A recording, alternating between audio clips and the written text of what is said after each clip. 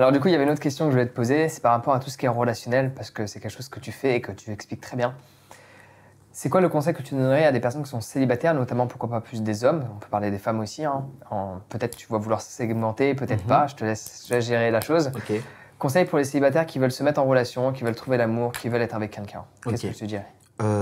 Étant donné que de temps en temps j'en parle sur ma chaîne YouTube, je sais que pas mal d'hommes aujourd'hui rencontrent ce problème-là. Donc généralement, beaucoup d'hommes ont, ça dépend de l'âge, de la tranche d'âge en tout cas, mais des jeunes qui sont un petit peu, qui sont dans la vingtaine jusqu'à 30 ans, ont beaucoup plus de mal en fait à trouver une copine qu'une femme. Donc la femme, elle a beaucoup plus de facilité, elle a beaucoup plus d'abondance. On a parlé une fois dans une interview avec quelques amis en fait, de la carence en fait, sentimentale des hommes. Donc aujourd'hui, quand un homme il te dit qu'il se sent seul, c'est qu'il se sent vraiment seul, c'est qu'il n'y a personne. Et quand une femme te dit qu'elle se sent seule aujourd'hui, il faut compter au moins 5 mecs qui sont dans son DM, mais qu'elle ne calcule pas parce que ce n'est pas ce qu'elle veut. Donc elles ont le choix par rapport aux hommes. Mais si tu es un homme aujourd'hui et que tu penses que tu te sens seul, tu es dans la solitude, tu aimerais rencontrer quelqu'un, mais tu as du mal, et à chaque fois tu essaies de rencontrer, ça ne marche pas, j'en ai eu pas mal. Je connais pas mal de mecs qui me disent, dès qu'ils commencent à sympathiser avec une fille, bah, ils se retrouvent dans la friend zone et ça ne se passe pas comme il veut, alors que ce n'est pas ce qu'il veut, lui, ainsi de suite.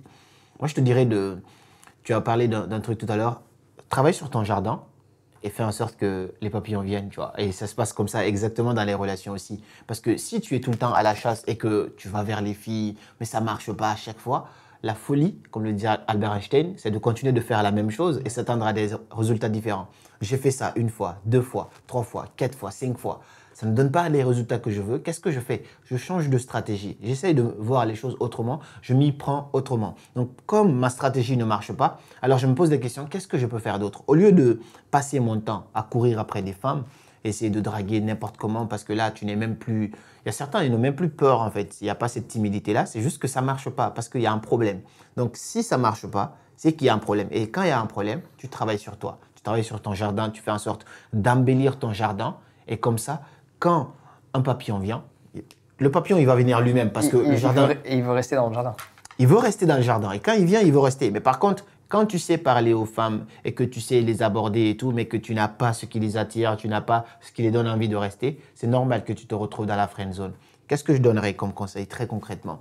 Alors, premièrement, tu te poses des questions, qu'est-ce qui ne va pas chez toi? Parce que forcément, il y a un truc qui ne va pas. Ça se trouve, tu as une mauvaise haleine, les femmes, elles n'aiment pas ça. Ça se trouve, tu ne sais pas parler. Ça se trouve, tu n'as pas un physique attirant. Ça se trouve, tu n'es pas ouvert d'esprit d'une certaine manière. Tu essaies de te poser des questions par rapport à tout ça. Une fois que tu as énuméré un peu les problèmes, tu essaies de travailler sur ces domaines-là. Donc aujourd'hui, il y a des trucs, il y a des pions qui ne manquent pas. C'est-à-dire, il y a des choses que tu peux faire qui vont forcément améliorer tes relations. La première chose, c'est de prendre soin de toi physiquement.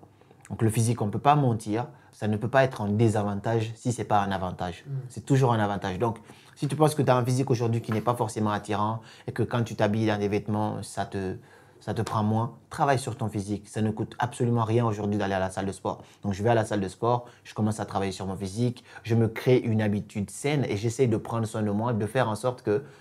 Il y a un truc très pertinent que j'aime dire à chaque fois. Est-ce que si j'étais une femme, j'aimerais sortir avec moi-même? C'est beau ça. Et moi, quand je me pose cette question, ça me permet de voir les choses clairement. Parce que si je ne veux pas sortir avec moi-même, si j'étais une femme, ça veut dire que je ne suis pas encore assez bien.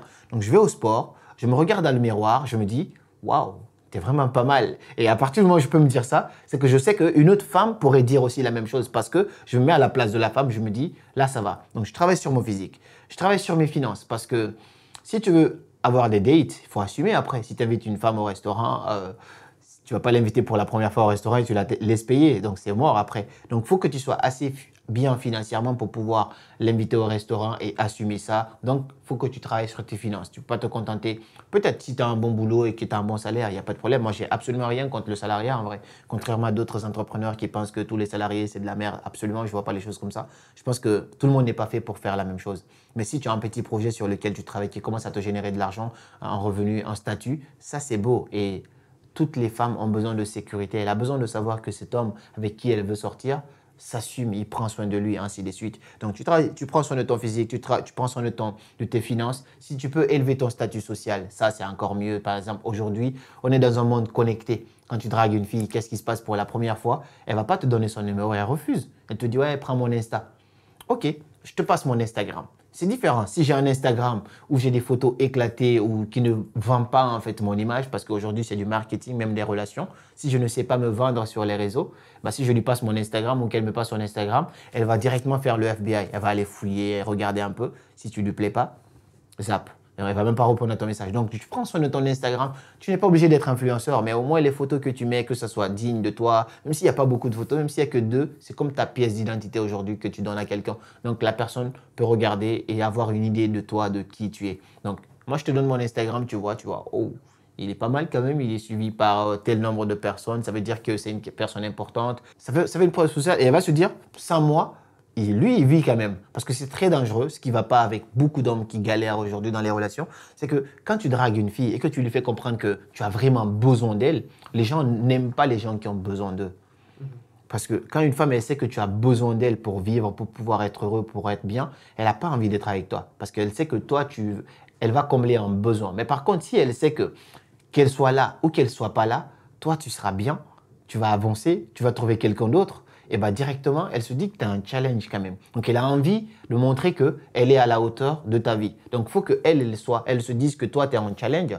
Dis, au lieu que toi, tu ne fasses d'elle un challenge. Est-ce que toi, tu veux l'obtenir ou est-ce qu'elle, elle veut t'obtenir? Donc, quand tu joues sur cette parité-là, je pense que ça te fait gagner déjà pas mal de points. Voici quelques points que tu peux mettre en place en tout cas.